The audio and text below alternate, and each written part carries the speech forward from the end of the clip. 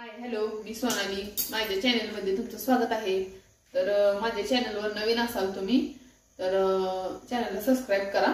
आणि आता आपण बनवणार आहोत आज रस्सा भाजी, बटाटा रस्सा भाजी. तर त्याच्यासाठी आपण इथे घेतलेलं आहे जिरे, मोहरी, हळद, कांदा, टोमॅटो, लसूण, अद्रक पेस्ट, कढीपत्ता हे सगळं घेतलेलं आहे आपण आता.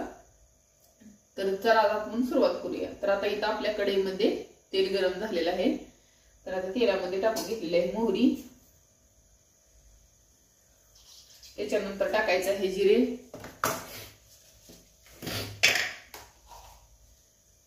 त्याच्यानंतर टाकून घेतलेलं आहे जिरे. त्याच्यानंतर टाकायचं आहे लसूण अद्रकची जी पेस्ट बनवली आहे ती टाकायची आहे आपण. व्यवस्थित तळून घ्यायचं आहे. त्याच्यानंतर टाकायचा आहे आपल्याला कांदा.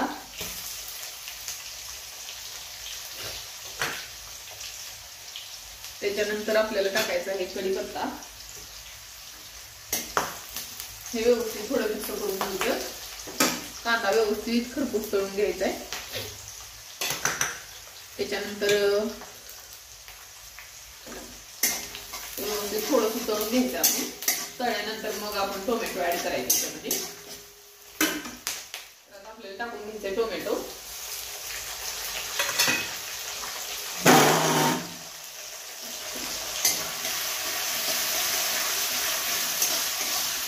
आता टोमॅटो व्यवस्थित मिक्स करून घ्यायचंय आणि ते व्यवस्थित बारीक म्हणजे व्यवस्थित मऊ होण्यासाठी थोडंसं मीठ ऍड करायचंय आपण. म्हणजे टोमॅटो लवकर तळून होते त्यासाठी मीठ ऍड केले. आता हे झाल्यानंतर ह्याच्यामध्ये टाकायचे आहे धना पावडर. त्याच्यानंतर टाकायचे आहे हळद. त्यानंतर आपण मिक्स केलेली आहे हळद. आता जे काय आपलं घरचं काळं तिखट आहे ते टाकून घ्यायचंय.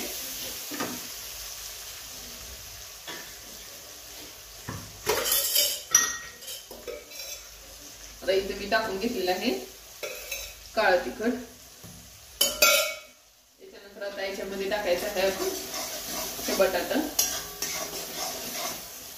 व्यवस्थित तेलामध्ये तळून घ्यायचं आता आपण.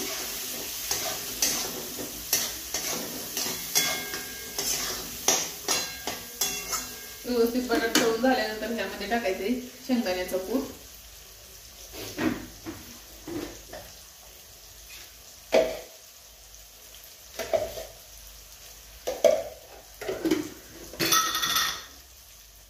तर आता शेंगदाण्याचं कूट थोडा टाकून घ्यायचं आहे आपण.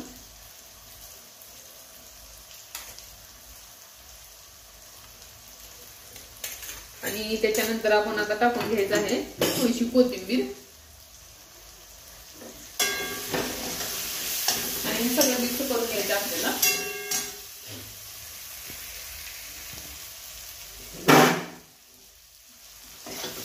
व्यवस्थित असं मिक्स करून घ्यायचंय.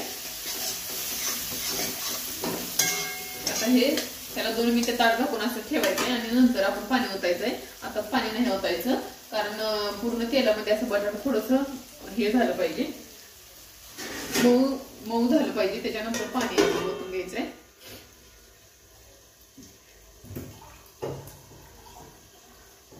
आणि आता आपण याच्यात ओतणार आहोत पाणी. ज्या प्रमाणात तुम्हाला थोडस म्हणजे थोडस ग्रेव्ही टाईप पाहिजे असेल तर थोडस पाणी ओतायचं आपल्याला.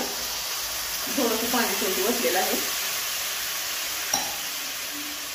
आणि त्याच्यानंतर अजून थोडीशी कोथिंबीर ऍड करायची आहे आपल्याला.